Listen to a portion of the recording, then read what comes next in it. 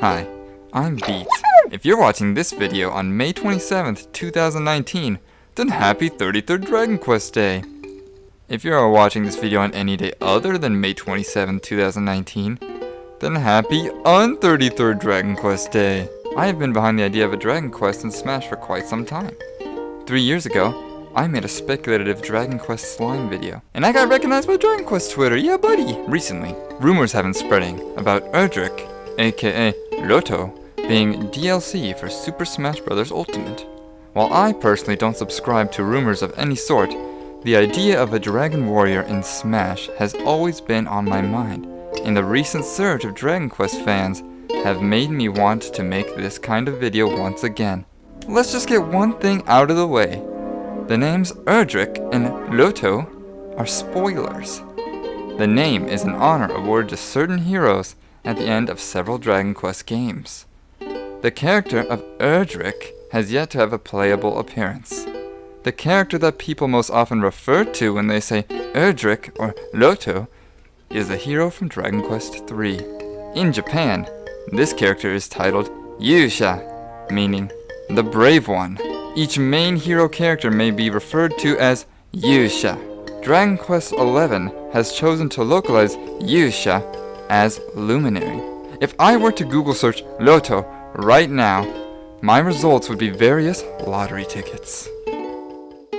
That was a joke. If we were to do a Google search for Loto Dorakue, then we get... Whoa dog, those are big spoilers here. We see now that almost every result is a different character bearing Loto's emblem.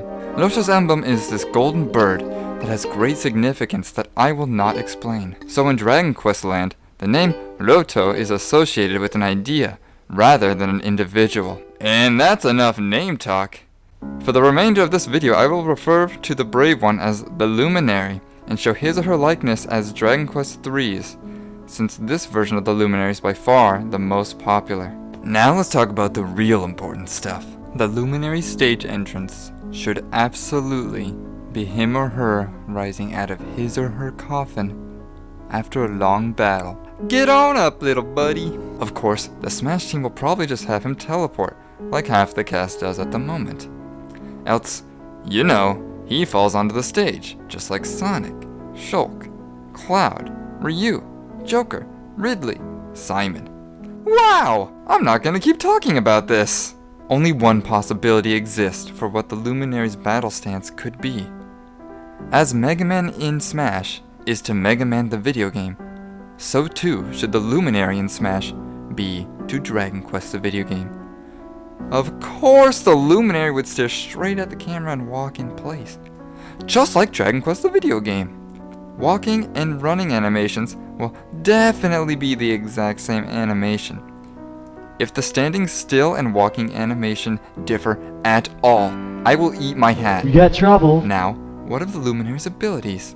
Each Luminary has their own special sword, so them using their respective special sword is assured, whether it's the Dragon Quest III hero and his Sword of Light, or the Dragon Quest VI hero and his legendary Zenithian sword. The Luminary's second most important ability quite well complements the first. Every avid Dragon Quest player knows that the Luminary has the ability to summon slimes at will without moving a muscle. Yes, the Luminary's propensity to subpoena grimacing chocolate chips of goo from the earth he or she walks upon is the perfect match for his or her precocious swordsmanship. These two abilities combined yield the delicious results of one invaluable experience point and one ephemeral gold coin.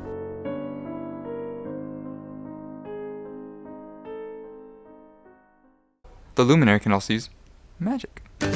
Lightning is the Luminary's special magic, so definitely he or she will summon lightning. I can guarantee he or she will channel lightning to their respective special sword if he or she was in Smash.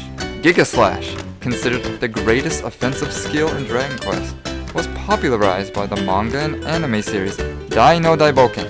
Yuji Horii later adapted this move to the video games, starting with Dragon Quest Monsters 2 Tara's Adventure.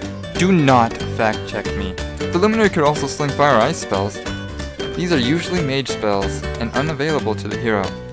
But nobody cares about canon. Canon is a word for nerds.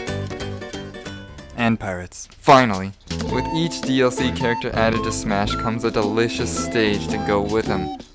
Of course, the stage should represent a place important to the Dragon Quest series as a whole, but most of the Dragon Quest have no connection to them geographically, especially after the first 3.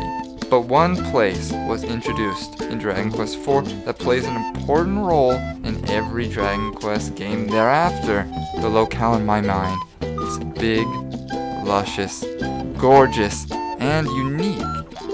You could say it is the center of the Dragon Quest universe. Some might call it a really big tree.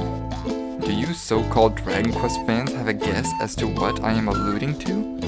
Go on, I'll give you a second. Ready? Okay! The stage most likely to be associated with Dragon Quest and Smash is none other than the casino. And as for musical pieces, well, I definitely think we'll get ZOMA, the best Dragon Quest song. If we get ZOMA, then we can definitely expect nothing else, because Sugiyama is a stickler.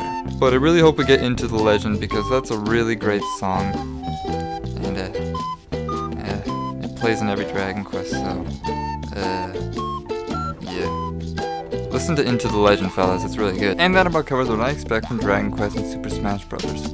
So I hope you learned something. Remember, leave that hot like, subscribe, and give me that good old Reddit gold.